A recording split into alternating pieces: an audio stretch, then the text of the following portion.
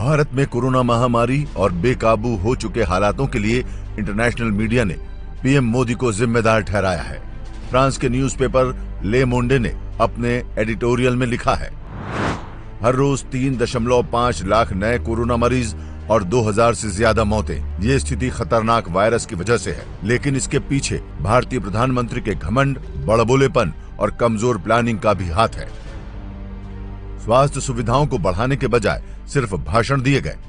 लोगों को कोरोना के खतरे के प्रति लगातार आगाह करने की बजाय उत्सवों की इजाजत दे दी गई। चुनाव में जीत के लिए प्रचार किए गए। बिना मास्क के हजारों की भीड़ जुटाई गई। रही सही कसर कुंभ मेले ने पूरी कर दी।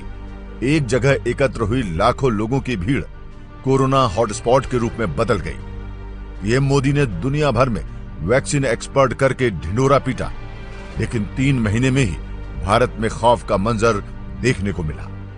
इससे पहले द गार्जियन, वॉशिंगटन पोस्ट और टाइम पीएम मोदी को कोरोना से बेकाबू हुए हालातों के लिए जिम्मेदार ठहरा चुके हैं।